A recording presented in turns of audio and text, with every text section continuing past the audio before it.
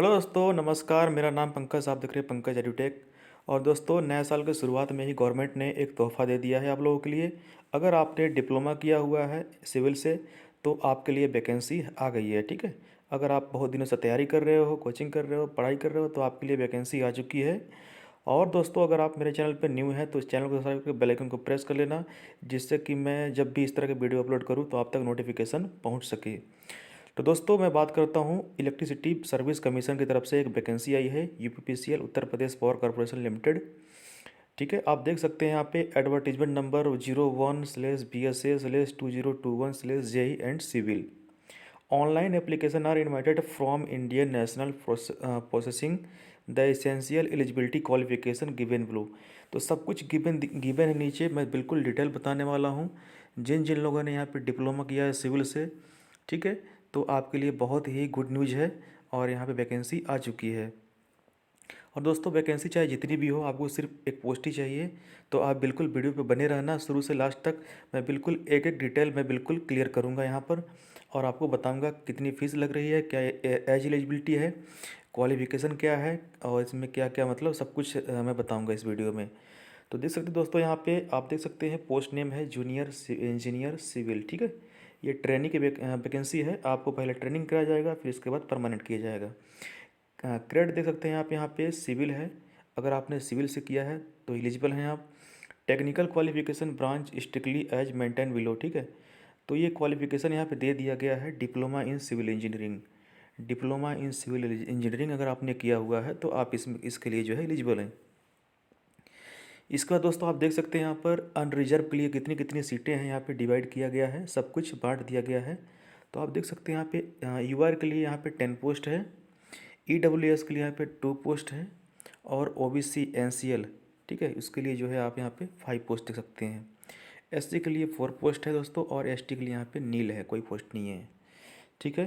तो यहाँ पे आप देख सकते हैं सब कुछ डिटेल दिया गया है यहाँ पर। Candidate availing the facility of the reservation under any category should clearly mention the category applicable, ठीक है। सब कुछ यहाँ पे मेंशन है, आपको पढ़ना पड़ेगा। पे स्केल में बात करता हूँ कि इसमें पैसा कितना मिलता है, कितनी सैलरी है। तो दोस्तों, एज पर 7th पे, अभी अपने इंडिया में 7th पे कमीशन चल रहा है। तो यहाँ पे 7th पे कमीशन में पे मैट्रिक्स लेवल आप देख सकते हैं 44,900, 44,900 यानी minimum level of in revise पे मैट्रिक्स, ये मिनिमम है, ठीक है। इसमें भी बहुत कुछ इंक्लूड होगा, डियरनेस, अलाउंस, एडमिजमल एफर रूल। मतलब आप मान सकते हो कि 10 to 15,000 इसमें और इंक्लूड होगा। तो लगभग लगभग 55 प्लस जो है 1000 प्लस ही मिलेगा यहाँ पर, अगर आपकी ज्वाइनिंग होती है तो। अब बात करते हैं दोस्तों यहाँ पे एजुकेशनल क्वालिफिकेशन की, क्या क्या यहाँ पे रिक्वायरमेंट है। देख सकते हैं आप, the candidate must produce a certificate from the head of the institute from which the passed out or the from the gazetted officer in Uttar Pradesh that he can read the write Hindi in Devanagari script. आपको देवनागरी लिपि जो है आनी चाहिए। आप वहाँ पे UP की जो है लैंग्वेज उसको जो है आपको आनी चाहिए। सर्टिफिकेट आपके पास होना चाहिए। In case of the candidate who pass the high school or an equivalent examination with Hindi or who has obtained a degree, diploma or certificate of any Hindi examination from an institution recognised by state government. तो candidate must produce a certificate, आपके पास एक प्रमाण पत्र होना चाहिए, ठीक है, जहाँ से आपने पास किया है। इसका दोस्तों यहाँ पे क्या लिखा है, ए कैंडिडेट मस्ट है पास्ड। कैंडिडेट को जो है पास होना बहुत ज़रूरी है, यहाँ पे अपीयरिंग जो है नहीं चलेगा। 3 year diploma examination in civil engineering, 3 year 3 year exam diploma in जो है civil engineering awarded by the Pravidhik Shiksha परिषद द्वारा आपके पास सर्टिफिकेट होनी चाहिए, ठीक है, डिप्लोमा या फिर डिग्री की। और यहाँ पे आप नोट देख सकते हैं, diploma received through distance learning education will not be. अगर आपने डिस्टेंस से कोई एजुकेशन कोई डिग्री लिया है टेक्निकल, तो भैया ये अलाउड नहीं है, आप इसके बारे में सोच भी नहीं सकते हैं। अब बात करते हैं दोस्तों एज कैलकुलेशन की। एज जो है आपकी कितनी यहाँ पे होने वाली है। Candidate must have attend the age of 18 year. आपकी मिनिमम एज जो है 18 साल होनी चाहिए, ठीक है, और मैक्सिमम जो है 40 ईयर होनी चाहिए। अब इसमें जो है आप रिजर्वेशन ऐड कर दो। रिजर्वेशन ऐड करोगे तो यहाँ पे आप देख सकते हैं नीचे लिखा हुआ है रिलैक्सेशन इन अपर एज लिमिट। अगर आपकी एज अधिक हो चुकी है 40 साल से, तो आपको यहाँ पे रिलैक्सेशन मिल जाएगा। Apprenticeship training under apprenticeship act 1961 actual period subject to maximum 24 month. अगर आपने अप्रेंटिसशिप किया है 24 मंथ का, ठीक है, और तो आपको क्या मिलेगा यहाँ पे, रिजर्वेशन मिलेगा। SC ST OBC of Uttar Pradesh domicile 5 year. अगर आप उत्तर प्रदेश के निवासी हैं, SC ST हैं, OBC हैं, तो आपको 5 ईयर का यहाँ पे रिजर्वेशन मिलेगा अपर एज लिमिट का। अगर आपकी एज 45 ईयर है तब भी यहाँ पे चल जाएगा, अगर इस कंडीशन में आप हो तो। इसको दोस्तों, एक serviceman who had serve a minimum of 5 year arm force of India. अगर आपने 5 साल तक जो है वर्क जॉब किया है आर्मी में, तो आपको यहाँ पे 15 ईयर का जो है रिजर्वेशन मिलेगा। मतलब आप यहाँ पे 55 साल के हो तब भी आप ये जॉब ले सकते हो, ठीक है। 55 ईयर देख लो यहाँ पर। तो यहाँ पे देखो, विद्युत सेवा आयोग की मुहर लगी है, बिल्कुल ऑफिशियल नोटिफिकेशन है, इसको हमने डाउनलोड किया है ऑफिशियल वेबसाइट से, ठीक है, यूपीपीसीएल की। दोस्तों अब बात करते हैं रिजर्वेशन। यहाँ पे सब कुछ नीचे दिया गया है, आप देख सकते हैं। 5% ऑफ टोटल वैकेंसी जो है एक सर्विसमैन को दे दिया गया है। SC ST को दे दिया गया, यहाँ पे देख सकते हो अनरिजर्व को किया गया है। सारा कुछ आप यहाँ पे पढ़ सकते हैं, आप इसको देख सकते हैं। यहाँ पे लिखा है no objection certificate candidate who are working with any state. अगर आप पहले से जॉब कर रहे हैं कहीं पे गवर्नमेंट, सेंट्रल गवर्नमेंट में, तो आपको NOC देना होगा कि भैया मैं इसमें एग्ज़ाम दे रहा हूँ, फॉर्म भर रहा हूँ, अगर मेरी जॉब लग जाती है तो मैं वो जॉब रिजाइन कर दूँगा। इसके बाद दोस्तों यहाँ पे है एग्जामिनेशन सेंटर, कहाँ कहाँ पे आपके एग्जामिनेशन होंगे। तो अगर आप यूपी के निवासी हैं तो आप देख सकते हो कि यहाँ पे वाराणसी, लखनऊ, आगरा और मेरठ सिटी, 4 जगह जो है सेंटर दिया गया है। यहाँ से आप जो है आपको सेंटर मिलेगा, आप यहाँ पे जाके एग्ज़ाम दे सकते हो। अब देख सकते हो दोस्तों यहाँ पे क्या लिखा हुआ है, ईच करेक्ट आंसर शैल कैरी 1 मार्क्स। अगर आप एक क्वेश्चन सही करते हो वहाँ पे आपको 1 मार्क्स जो है दिया जाएगा। अगर आपने कोई एक क्वेश्चन गलत कर दिया है तो वहाँ पे आपको 0.25 मार्क्स जो है कट कर दिया जाएगा, ठीक है। अगर आपने 4 गलत कर दिया तो आपके 1 मार्क्स जो है कट जाएंगे, साथ में 4 क्वेश्चन जाएंगे। अगर आपने एक सही कर दिया है तो आपको 1 नंबर यहाँ पे दे दिया जाएगा। तो ये होगा माइनस मार्किंग की बात। अब दोस्तों बात करते हैं नीचे ट्रेनिंग की बात करते हैं। द सेलेक्टेड कैंडिडेट, अगर आपका सिलेक्शन हो जाता है तो has undergo a training program for a period of decide by the official on successful completion of the training. तो आपकी पहले ट्रेनिंग होगी और वो ट्रेनिंग होगी under guidance of the UPPCL. अब वो वन ईयर की हो सकती है, 6 मंथ की हो सकती है, जितनी भी यूपीपीसीएल चाहे उतनी आपको ट्रेनिंग देनी पड़ेगी पहले, इसके बाद आपको ज्वाइनिंग कराएगा। ट्रांसपेरेंसी दोस्तों बिल्कुल यहाँ पे है, आंसर की जो है इसकी ऑफिशियल वेबसाइट पे एग्जामिनेशन के 3 दिन बाद यहाँ से अपलोड कर दिया जाएगा। आप देख सकते हैं यहाँ पर सब कुछ है, क्लियर है, यहाँ पे सिग्नेचर सहित है।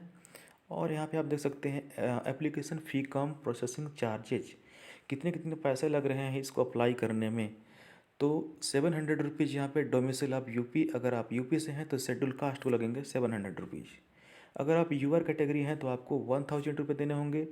अगर आप जो है अदर देन यूआर कैटेगरी, ठीक है, सॉरी, अगर आप उत्तर प्रदेश से बाहर से बिलोंग करते हैं, जैसे किसी अदर राज्य से, जैसे कि पश्चिम बंगाल से, गुजरात से, महाराष्ट्र से आप बिलोंग करते हैं, अगर आपने अप्लाई किया यूपी में तो आपको 1000 रुपीज़ इसको देने होंगे, ठीक है। Character, candidate should must have certificate of good character, आपके पास कैरेक्टर सर्टिफिकेट होना चाहिए, ठीक है। आपने जहाँ से भी लास्ट ईयर का एजुकेशन लिया है वहाँ से कैरेक्टर सर्टिफिकेट आपको बनवाना पड़ेगा। मैरिटल स्टेटस आपकी, a man who has more than 1 wife, अगर आपकी एक से अधिक वाइफ है तो आप यहाँ पे एलिजिबल नहीं है। शैल नॉट बी एलिजिबल, अगर आपके पास आपकी 2 शादी हो चुकी है तो आप इसमें एलिजिबल नहीं हो, साफ साफ लिखा हुआ है। फिटनेस की बात कही गई है, आपके जो है बिल्कुल फिट होना चाहिए। और हाउ टू अप्लाई, तो दोस्तों यहाँ पे देख सकते हैं www.uppcl.org, यहाँ पे आप जाएंगे ऑफिशियल वेबसाइट पे और यहाँ से दोस्तों आप यहाँ से अप्लाई कर सकते हैं। दोस्तों यहाँ पे लिखा हुआ है candidate are required to maintain their unique email ID and mobile number throughout the selection process. आपको अगर आप एक ऑनलाइन फॉर्म अप्लाई करने जा रहे हो तो आपके पास एक ईमेल आईडी और मोबाइल नंबर होना कंपलसरी है, ठीक है। ये आप जो है अपने माइंड में रखोगे। टोटल ये CBT based computer based test होने वाला है और इसमें आपको जो है बिल्कुल प्रिपेयर होके जाना है सारे डॉक्यूमेंट्स के साथ। Submission of the documents all concerned and relevant original documents which caste certificate OBC NCL candidate must submit their caste certificate issue after 31/3/2020। ये ओबीसी वालों के लिए है। अगर आप ओबीसी से बिलोंग करते हैं तो आपको 31/3/2020 के बाद का जो है कास्ट सर्टिफिकेट देना होगा, ठीक है। अदरवाइज ये आप जो है कैंसिल कर दिया जाएगा। तो इस तरह से सारे यहाँ पे इंफॉर्मेशन है दोस्तों, सब कुछ यहाँ पे दिया हुआ है। अब यहाँ पे मैं बता देता हूँ आपको कि कब से फॉर्म स्टार्ट हो रहा है। तो दोस्तों आप देख सकते हैं online submission of the application form, online जो है फॉर्म जो है ऑनलाइन कब से आप अप्लाई कर सकोगे। तो देख सकते हैं 3 फरवरी 2021 से 23 फरवरी 2021 तक, ठीक है। ये पहला वाला देखो, 3 फरवरी 2021 से 23 फरवरी 2021 तक जो है आप आवेदन कर सकेंगे। इसके बाद दोस्तों submission of the application fee cum processing charges net banking, आप इसको जो है नेट बैंकिंग से कर सकते हैं, क्रेडिट कार्ड से, डेबिट कार्ड से, ठीक है, कर सकते हैं। तो दोस्तों आप कब तक फ़ीस जमा कर सकते हैं, जिस दिन से ऑनलाइन शुरू होगा उस दिन से लेकर के 23 फरवरी 2000 तक ही आप फीस जमा कर सकते हैं। Submission of the application fee cum processing charges through SBI challan, आप दोस्तों इसको एसबीआई से भी आप फीस जो है चालान बनवा करके जमा कर सकते हो या फिर आप ऑनलाइन खुद एटीएम से कर सकते हो। दोस्तों यहाँ पे लिखा हुआ है हेल्प डेस्क ईमेल आईडी, इस ईमेल आईडी पे अगर कुछ भी इंक्वायरी करना है आपको तो आप इसमें जो है मेल कर सकते हैं, ठीक है, jecivil@gmail.com पे। तो आपको वहाँ से रिप्लाई आएगा। कुछ भी आपको अगर प्रॉब्लम हो तो यहाँ से आप मेल कर सकते हैं और इंक्वायरी कर सकते हैं। और दोस्तों आप देख सकते हैं 14 जनवरी 2021 को ये जो है नोटिफिकेशन जारी किया गया है। यहाँ पे सिग्नेचर है और यहाँ पे मुहर है इलेक्ट्रिकल सर्विस कमीशन सेक्रेटरी का, ठीक है, विद्युत सेवा आयोग सचिव 2021। तो बिल्कुल ऑफिशियल नोटिस है ये, आप बिल्कुल यहाँ पे निश्चिंत रहें। और एक लास्ट में दोस्तों मैं बता देता हूँ आपको कि अगर एक से अधिक शिफ्ट में एग्ज़ाम कराया गया तो मान लो कि अगर कभी पेपर कभी कभी ईजी होता है, कभी किसी किसी शिफ्ट में टफ होता है, तो उसको बैलेंस करने के लिए यहाँ पे एक फार्मूला दिया गया है। इस फार्मूले से जो है आपका जो है आपके नंबर नॉर्मलाइज किया जाएगा। जैसे कि मान लो कि फर्स्ट शिफ्ट में पेपर थोड़ा इजी आ गया और सेकंड शिफ्ट में थोड़ा पेपर टफ आ गया और थर्ड शिफ्ट में थोड़ा मीडियम टाइप का आ गया, ठीक है। तो वहाँ पे क्या किया जाएगा, इस फार्मूले से जो टफ वाले शिफ्ट हैं ना और जो इजी वाले शिफ्ट हैं उनको नॉर्मलाइज किया जाएगा और आपका नंबर जो है बढ़ा दिया जाएगा।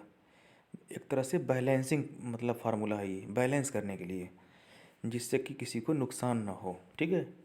तो इस तरह से इतनी न्यूज़ थी दोस्तों। आई थिंक आपको बात समझ में आई होगी। दोस्तों अगर आप मेरे चैनल पर न्यू हैं तो चैनल को सब्सक्राइब कर बेल आइकन को प्रेस कर सकते हैं। मैं इस तरह से जब भी नोटिफिकेशन डालूँ, कोई वीडियो बनाऊँ तो आप तक जो है पहुँच सके, ठीक है। फिर मिलता है दोस्तों किसी अगले वीडियो में, तब तक के लिए जय हिंद, वंदे मातरम।